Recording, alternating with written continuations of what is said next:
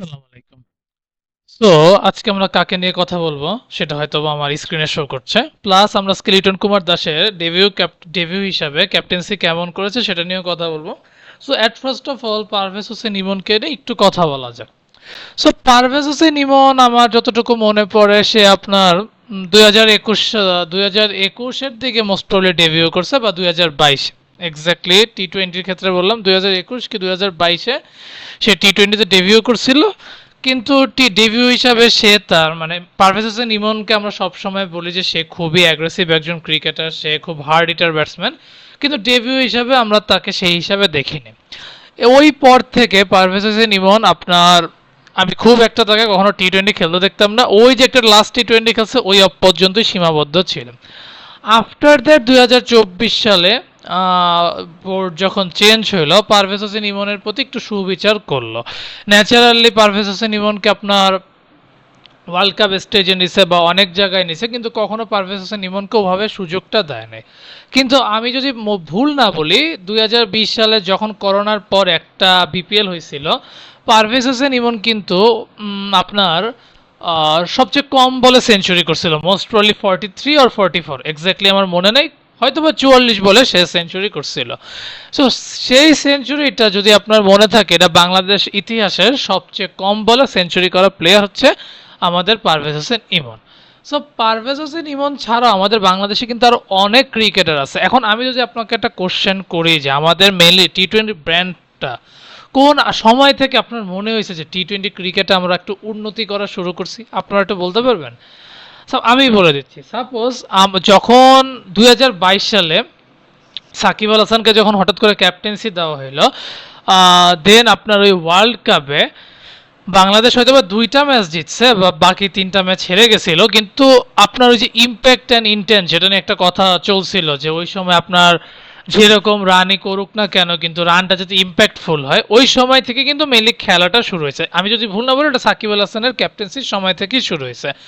2023 সালে সাকিব আল হাসান যখন ক্যাপ্টেন্সি ছিল বা ক্যাপ্টেন ছিল, তখন আপনার ইংল্যান্ড, আয়ারল্যান্ড এবং আফগানিস্তানকে আমরা টোটাল 9টা ম্যাচের মধ্যে 8টা ম্যাচই আমরা জিততে পারছি, সরি 8টা ম্যাচের মধ্যে 7টা ম্যাচ জিততে পারছি। আফটার দ্যাট যখন নাজমুল হোসেন শান্ত ক্যাপ্টেন হইল, তখন আমরা আগের মতন যে ডট ডট ডট ডট করে খেলছি। এখানে কেবল 2টা না 3টা প্লেয়ার ব্যতিক্রম ছিল, যেখানে আমরা মনে করি যে ক্যাপ্টেনকে তারা হয়তো বা মানে ক্যাপ্টেন বা কোচ যেরকম চাইতো তারা ওই রকম খেলতো না। তার মধ্যে 3জন হচ্ছে, একজন হচ্ছে পারভেজ হোসেন ইমন, একজন হচ্ছে তাহিদ হৃদয়, আপনি আরেকজনকে পাবেন সেটা হচ্ছে হয়তো বা বেমানান লাগবে কিন্তু এটাও সত্যি, লিটন কুমার দাস। আপনার পারভেজ হোসেন ইমন 2024 সালে যখন নাজমুল হোসেন শান্তর আন্ডারে 3টা ম্যাচ খেললো ইন্ডিয়ার বিপক্ষে, আপনি দেখবেন না পারভেজ হোসেন ইমন কোনো ম্যাচে, প্রথম ম্যাচে আপনার শেষ ম্যাচে প্রথম বলেই একটা 6 মারতে যে আউট হয়ে গেছে, গুড, কোনো দরকার নাই ক্রিজের টুট করে খেলা।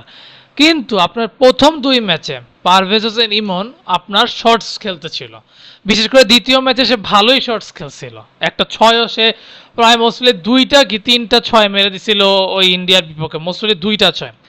সো আপনার পারভেজ হোসেন ইমন ইন্ডিয়ার বিপক্ষেও যেমন এত ভালো ভালো বলারদের এগেনস্টেও সে কিন্তু রানের মানে সে কিন্তু ওই রকম না যে ঠিক আছে বড় টিম আমি একটু মানে ঠুক করে খেলি তাইলে আমার রানটা বাড়বে আমার স্টারটা ভারী হবে, কিন্তু পারভেজ হোসেন ইমন কিন্তু আপনার সেটা করেনি। সো যখন আপনার ওয়েস্ট ইন্ডিজ সফরে গেল তাকে প্রথম 2টা ম্যাচ খেলানো হয়নি কম্বিনেশনের কারণে, সৌম্য সরকার আর আর আপনার তানজিদ হাসান তামিম খেলছিল। সো পারভেজ হোসেন ইমনের সুযোগ হয়নি, কিন্তু তৃতীয় ম্যাচে পারভেজ হোসেন ইমন যখন আবার সুযোগ পাইল সে 23 বলে 39 করে ফেলছে।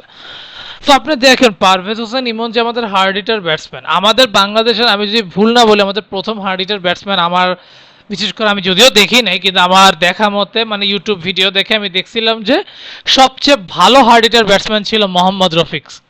মোহাম্মদ রফিক স্যার এমন একজন মানে খেলোয়াড় ছিল, সে আপনার খুবই হার্ড হিটিং ব্যাটিংটাই সে করতো। এ যাওয়ার পর আমার কাছে মনে হইতো যে আফতাব আহমেদ স্যার সেও আপনার খুব দারুণ মানে জোস হার্ড হিটিং করতো।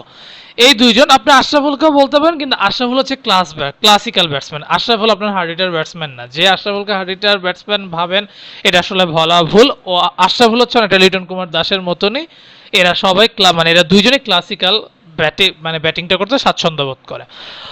সো পারভেজ হোসেন ইমনের গতকালকের ম্যাচটা আমার কাছে মনে হলো যে আমি অনেক দিন পর কিছু জবাব কালকে পারভেজ হোসেন ইমন দিয়ে দিছে। তার প্রথমত কারণ হচ্ছে পারভেজ হোসেন ইমনের বয়স কিন্তু আপনার খুব বেশি নেই, এরা কেবল সদ্য টি20 মানে আন্ডার 19 খেলে আসছে, ঠিক আছে। ওই হিসাবে আপনি যখন পারভেজ হোসেন ইমনকে 2022 সালে ডেবিউ করায় দিলেন, পারভেজ হোসেন ইমন কিন্তু ওই সময় কিছুই না, ঠিক আছে, ওই সময় সে কিছুই না। আপনি কি দেখে নিছিলেন আমি নিজেও জানি না, but right now Parvez Hossain Emon একজন কমপ্লিট প্যাকেজ আমি বলবো এই কারণে। হ্যাঁ, সে আজকে 100 করছে, কালকে 0 রানও করতে পারে, এটা নিয়ে আমার কোনো ডাউট হবে যে তা না, কারণ ক্রিকেট খেলা হচ্ছে আনসার্টেন গেম, এখানে যে কোনো কিছু হইতে পারে। বাট পারভেজ হোসেন ইমন কালকে যে আপনার 9টা 6 মারল, এটা বাংলাদেশ ইতিহাসের সবচেয়ে বেশি 6 এক ইনিংসে, এর বেশি 6 আপনার কেউ মারতে পারে নাই, ভবিষ্যতে পারতেও পারে। আপনি ইভেন 2024 সালের পর থেকে দেখবেন সর্বপ্রথম আপনার বেশি 6 মারছিল আপনার জাকির আলী অনেক, দেন ওটাকে ক্রস করছিল রিশাদ হোসেনকে ক্রস করছে আবার জাকির আলী অনেককে ক্রস করলো পারভেজ হোসেন ইমন। এখন আমাদের বাংলাদেশের 6 মারার প্লেয়ার কিন্তু আছে। হ্যাঁ, এখানে কিছু নাম বেমানান লাইক আজ নাজমুল হোসেন শান্ত, আমি তাকে ছোট করছি না, কারণ সে আমার কাছে তার ব্যাটিং খুব ভালো লাগে, কিন্তু টি20-র জন্য সে কখনোই পারফেক্ট ছিল না। সে চেঞ্জ করতে পারবে কিনা তাও আমি জানি না, হয়তো আমি আমার একটা কন্টেন্টে দেখাইছিলাম যে নাজমুল হোসেন শান্ত যখন টি20-তে চান্স পেয়েছিল কেন পেয়েছিল, আমি এটা নিয়ে একটা কন্টেন্ট বানাইছিলাম যে সে কিভাবে যোগ্য হইলো আমি জানি না, ওটা নিয়ে একটা কন্টেন্ট বানাইছিলাম, যদি মন চায় আপনারা দেখে আসতে পারেন। সো পারভেজ হোসেন ইমন কালকে আপনারা দেখবেন সে একটা ওভারে 18 রান নিয়েছিল। আমরা অনেকেই বলি যে আমরা লং অন লং অফে খেলতে পারি না।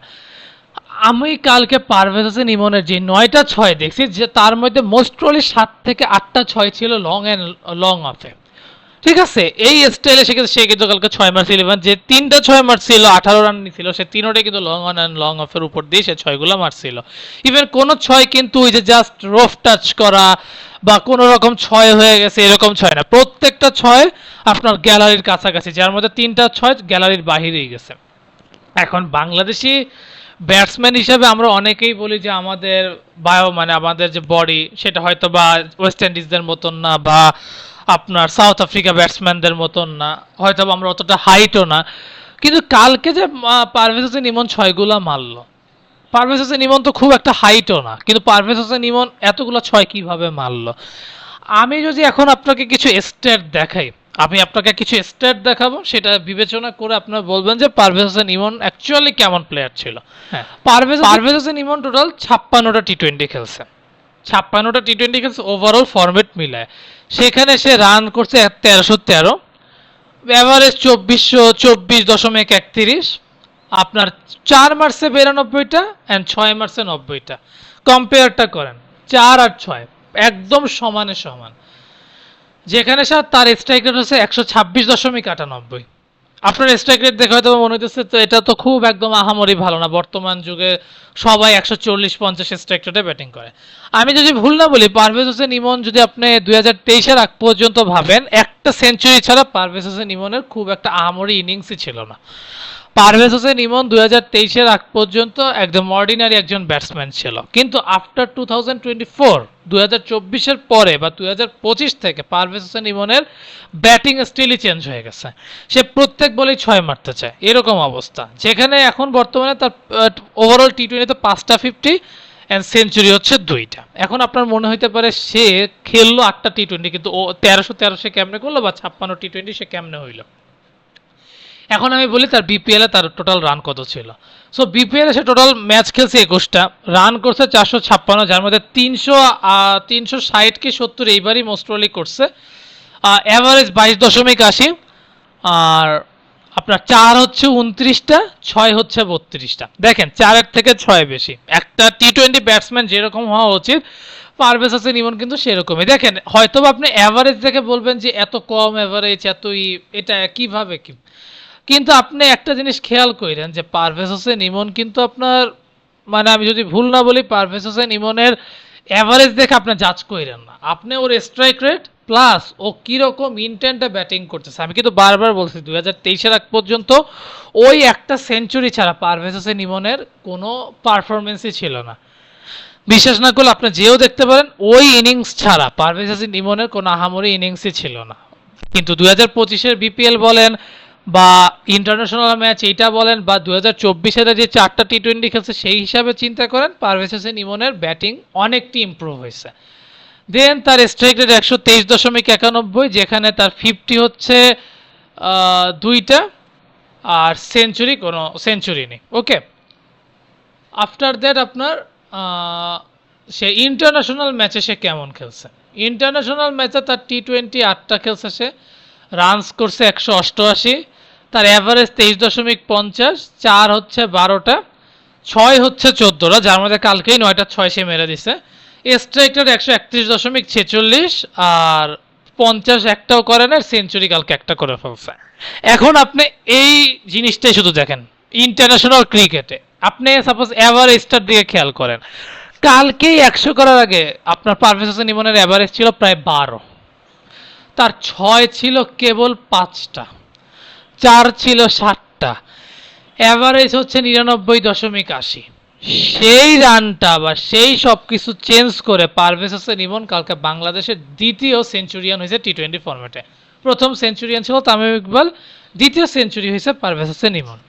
এখন আমি আপনাকে বলি যে আমি কয়েকজন প্লেয়ারের নাম বলে যাচ্ছি যারা ধরতে গেলে আমাদের আপকামিং সুপারস্টার হবে। ইভেন সাকিব, তামিম, সাকিবকে ছাড়াইতে কতটা পারবে আমি জানি না, কিন্তু তামিম, মুশফিক, রিয়াদ এদেরকে তো আমরা ভাবি দে আর দ্য বেস্ট, কিন্তু এদেরকেও ইনশাল্লাহ ছাড়াই যাওয়ার মতন কিছু প্লেয়ার বাংলাদেশে আসতেছে, যার মধ্যে আমি বলবো যে আন্ডার-19-এ 2020-এর যারা আকবর আলীর টিম যারা ছিল তারা প্রত্যেকেই ফাইটার এবং তারা প্রত্যেকেই চ্যাম্পিয়ন প্লেয়ার, বিকজ তারা চ্যাম্পিয়নের 7টা কিন্তু পাইছে। আপনি কিছুদিন আগে দেখেন ইমার্জিং টিম আপনার রাকিবুল আর আকবর আলী, এই দুইজনই তো আমার কাছে মনে হয় যে এরা দুইজনই তো মেইনলি আপনার আন্ডার-19-এর যে চ্যাম্পিয়ন টিমের সদস্য ছিল। আপনি আকবর আলীকে দেখেন আর রাকিবুলকে দেখেন, কাউকে দেখে মনে হয়েছে তারা একবারও হারার জন্য খেলতে নামছে? কেউ হারার জন্য খেলতে নামে নাই। আপনার পারভেজ হোসেন ইমন কালকে একবারও দেখে মনে হয়েছে তার কাছে প্রত্যেকটা বল কঠিন লাগতেছে? সেম বলগুলোই কিন্তু জাকির আলী অনেক কিন্তু প্রথম থেকে একটু ফেস করতে সমস্যা হচ্ছিল, কিন্তু পারভেজ হোসেন ইমন বল পাচ্ছে আর মারতেছে। অনেক সময় ইনসাইড এজ হয়ে গেছে, পারভেজ হোসেন ইমনের কিছু উইক পয়েন্ট আছে, লাইক সে শরীরের কাছের বলগুলো সে খেলতে পারে না, সেটা তার উইক পয়েন্ট হইতেই পারে, কিন্তু সে যে ভালো প্লেয়ার কালকে সে ইমপ্রুভ করে ফেলছে। এখন আমি বলি কয়েকজন প্লেয়ার যারা আপকামিং সুপারস্টার হতে পারে, তার মধ্যে পারভেজ হোসেন ইমন একজন, বিশেষ করে টি-20 ফরম্যাট। এখন সে টি-20-তে ভালো খেলছে থেকে তাকে টেস্ট টিমে নিয়ে গেলে আমি মনে করবো যে সিলেক্টর একটু সমস্যা আছে, সে টেস্টের জন্য এখনো পারফেক্ট না। ওডিআইতে ভবিষ্যতে পারফেক্ট হতেও পারে, এটা আমরা পরে দেখছি। পারভেজ হোসেন ইমন একজন। তাওহিদ হৃদয়, আপনার তাওহিদ হৃদয়কে কোনোভাবে আন্ডারস্টিমেট করতে পারবেন না, কারণ তাওহিদ হৃদয় অলরেডি 700+ রান করছে, যার মধ্যে ইন্ডিয়ার বিপক্ষে তার 50 আছে। তাওহিদ হৃদয় এমন একজন প্লেয়ার যে কিনা 20 বলে আপনার 50-60 রান করে দিত, সে দ্বিধাবোধ করবেন। ইভেন সে কিন্তু ওয়ার্ল্ড কাপ স্টেজে অস্ট্রেলিয়া এবং শ্রীলঙ্কার বিপক্ষে 20 বলে 40-এর মতন দুইটা ইনিংসে খেলে দিছে, ঠিক আছে। সো আমার কাছে তাওহিদ হৃদয়ও মনে হয় যে আপকামিং সুপারস্টার ইনশাল্লাহ হবে। আপনার তানজিম হাসান সাকিব, কালকে তানজিম হাসান সাকিবের আপনার বোলিংটা দেখেন, আমরা এক প্রকার হারতেই বসছিলাম।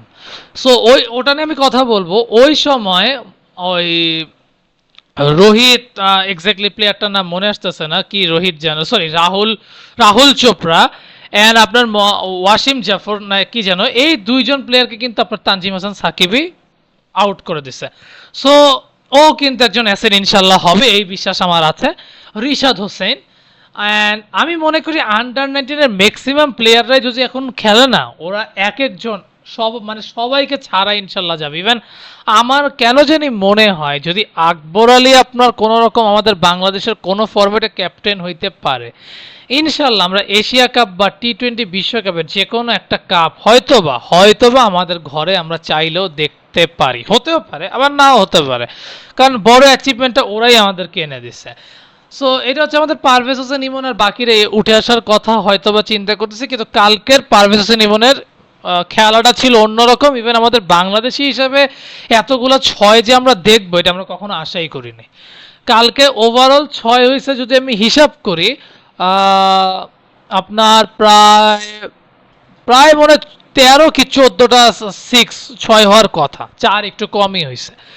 সো ওই হিসাবে আমি বলবো যে পারভেজ হোসেন ইমন আমাদের নিউ অ্যাসেট ইনশাল্লাহ। যদি সে, আমি মনে করি যে যেই 19টা ম্যাচ এই বছরে আছে, আমি আশা করব পারভেজ হোসেন ইমনকে প্রত্যেকটা ম্যাচই খেলানোর জন্য। এটা যেই অপোনেন্টই হোক না কেন, খেলাইলে আপনার জন্যই ভালো, বিকজ পারভেজ হোসেন ইমন আপনার ভালো প্লেয়ার। রাইট নাও আসেন আমরা একটু লিটন কুমার দাসের ক্যাপ্টেন্সি নিয়ে কথা বলি। লিটন কুমার দাসের রান কালকে, আমি মনে করি যে কালকে আপনার লিটন কুমার দাসের একটু চেঞ্জ দেখতে পারেন, যে কালকে লিটন কুমার দাস কেবল একটা ডট বল খেলছে আর একটা তো বলে আউট হয়ে গেছে, এই দুইটা ডট খেলছে, টোটাল 8 বলে 11 রান করছে। আপনার 5টা রান সে দৌড়ায় নিছে। আপনার যদি দেখেন সে রানিং বিটুইন দ্য উইকেটটা অস্থির ছিল, আমার সেন্সে সে অস্থির রানিং করছে। একটা 6 ছিল যেটা একদম চোখের শান্তি, কিভাবে 6টা একদম হালকা ব্যাটে লাগাই 6 হয়ে গেছে, এটা আমার শান্তি। সো ব্যাটসম্যান লিটন কুমার দাস ওই একটা আনলাকি, আমি বলবো যে ওইটা অ্যাকচুয়ালি আউট মনে হয় না ছিল, সে মিসিং উইকেট ছিল হয়তোবা। সো ওটা নিয়ে আর বেশি কথা বলি না, কিন্তু কালকে লিটন কুমার দাসের ক্যাপ্টেন্সি কেমন ছিল। সো আমি যদি আপনাকে ভালো মতন রেট করি, প্রথম 10 ওভারে লিটন কুমার দাসের ক্যাপ্টেন্সি যাচ্ছেতাই ছিল। আমি একদম ডিরেক্ট বলে ফেললাম, একদম যাচ্ছেতাই ছিল। মানে লিটন কুমার দাসের মতো, মানে এত ভালো একজন ক্যাপ্টেন, সে এরকম ভুল কেন করলো আমি জানি না। সো প্রথম দিকে হ্যাঁ হাসান মাহমুদ একটা ব্রেক থ্রো দিছে, মোস্তাফিজের একটা ব্রেক থ্রো দিছে, কিন্তু প্রথম 10 ওভারে ফিল্ডিং সেটআপ আহামরি ছিল না। মানে কানায় লেগে 4 হয়ে যাচ্ছে, কানায় লেগে 6 হয়ে যাইতেছে, আপনার মাহাদিকে 6-4 মারতেছে। সো কালকে ইউজ করতে লিটন কুমার দাস প্রথম 10 ওভার পারে নাই, কিন্তু সেকেন্ড 10 ওভারে লিটন কুমার দাস একদম ওই যে আমাদের আগে লিটন কুমার দাসের ক্যাপ্টেন্সির মতন লাগছে। আপনি বিশ্বাস করেন বা না করেন, আপনি যে খেলাটা দেখেন, ওই শেষের 10 ওভারটাই মেনলি আমাদেরকে ফরে আনছে। প্রথমত আমি কয়েকটা উদাহরণ দিই, তাইলে আপনি বুঝে যাবেন। আপনি প্রথম 4 ওভারে তানজিম হাসান সাকিবের কোঠা কমপ্লিট করে দিয়েছেন, কারণ তানজিম হাসান সাকিব আপনার ডেট ওভারে খুব আহামরি বলার হবে না, এটা আমরা সবাই জানি। যেহেতু সে, আমি মনে করি তাসকিনের মতনই সে ওপেনিং বোলিং করতেই পছন্দ করে, সে করছে। সো ওই যে 11 কি 13 ওভারে তানজিম হাসান সাকিব যখন এই সেট ব্যাটসম্যান রাহুল চোপড়া বা মোহাম্মদ ওয়াসিম জাফর বা মোহাম্মদ ওয়াসিম যেই হোক না কেন ক্যাপ্টেন যে ছিল, এই দুজনকে যখন ফিরে দিছে, খেলাটা তখন অনেকটা আমাদের হাতে চলে আসছিল। আফটার দ্যাট একটা প্লেয়ার আছে আসিফ খান বা কে যেন, যে অনেকগুলো 6 মারছিল, শেখ মাহাদিকে 3টা 6 মেরে দিয়েছিল। এই প্লেয়ারটাকেও আপনার আউট করার চিন্তা করতেছিল এই মুহূর্তে। তখন কি করছে, যখন স্পিনার ভালো খেলতেছে, তখন এক প্রকার মোস্তাফিজুরকে নিয়ে আসছে। মোস্তাফিজুরকে নিয়ে ওই ওভারে কিন্তু মোস্তাফিজুরকে ওই আসিফ খেলতে পারে না। আফটার দ্যাট আপনার তানভীরকে নিয়ে আসছে, তানভীর এসেও আপনার অনেক টাইট বোলিং করছে। আপনার কালকে স্পিনারের মধ্যে তানভীরকে আপনার হাইলি রেট করতে পারেন, কালকে তানভীর দারুণ বোলিং করছে, উইকেট একটা পাইছে। শেষ 2 ওভারে তানভীর যা করছে এটা অসাধারণ। আপনি এক কথায় অসাধারণ ছাড়া আর কোনো কথা আপনার মুখ থেকে বের হবে না। তো তানভীর কালকে যে খেলাটা খেললো, সেটা কিন্তু লিটন কুমার দাসে বলবো যে তানভীরকে সে প্রথম 2 ওভার ইউজ করতে না পারলে শেষের 2 ওভার সে খুব ভালো মতন ইউজ করছে। হাসান মাহমুদ কালকে একটু খুরুচে ছিল, আবার পুরোটা ছিল না, কিন্তু হাসান মাহমুদেরও কালকে দ্বিতীয় ওভারটা যাচ্ছে তাই গেছিল, এবং তৃতীয় ওভারটা, চতুর্থ ওভার হাসান মাহমুদ নিজের মতন করছে। কিন্তু আমি বলবো যে লিটন কুমার দাসের ক্যাপ্টেন্সি শেষ 10 ওভার কোথায় ভালো লাগছে। দেখেন, সর্বপ্রথম আমি তো বলবো যে আপনার যখন 3 বলে 41 লাগে বা 38-এর মতন লাগে এক্স্যাক্টলি, তখন আপনি যদি শেখ মেহেদিকে 17তম ওভারে দিতেন, তাইলে হয়তো কি আসিফ ছিল, আসিফ কিন্তু মাহাদিকে খুব দারুণ শট খেলতেছিল। সো ওই মুহূর্তে যদি 20 রান হয়ে যাইতো, 2 ওভারে 20 রান করা কিন্তু খুব কঠিন হয়ে যায়, মানে আপনার চেক দেওয়া খুব কঠিন হয়ে যেত। সো লিটন কুমার দাসের অসাধারণ ক্যাপ্টেন্সিটা এই কারণে বলবো, সে 17তম ওভারে মোস্তাফিজুর রহমানকে নিয়ে এসেছে, যেখানে সে 1 উইকেট পেয়েও গেছিল। সে আরো 2টা উইকেট চাইলে পাইতে পারতো, কিন্তু একটা ক্যাচ, 2টাই মেইনলি ক্যাচ মিস ছিল, সো ওটা আলাদা হিসাব। সো মোস্তাফিজুর রহমান খুব ইকোনমিক্যাল ছিল, এবং মোস্তাফিজুর রহমান যে ভালো বলার সেটা সে আবার প্রুফ করে দিচ্ছে, যে সে সবসময় ধান ক্ষেত পিচে যে উইকেট পায় তা না। কালকের পিচটা আপনার ব্যাটিং পিচে ছিল, মোস্তাফিজুর রহমান দারুণ বোলিং করছে। সো 18তম ওভার আমি ভাবছিলাম হয়তো শেখ মাহাদিকে নামাবে, কিন্তু ওই ওভারে শেখ মাহাদিকে না নামায় সে নামাইলো কে, হাসান মাহমুদকে। হাসান মাহমুদকে নামায়া সে দ্বিতীয় বলে আসিফের উইকেটটা পেয়ে গেছে। এখন আর কোনো শিক্ষিত ব্যাটসম্যান নাই। আফটার দ্যাট শেখ মেহেদি এসে আপনার 2টা উইকেট পেয়ে গেছে। সো আপনার দেখেন লিটন কুমার দাসের ক্যাপ্টেন্সিটা কেমন ছিল, অসাধারণ ক্যাপ্টেন্সি ছিল এটা আমি মনে করি।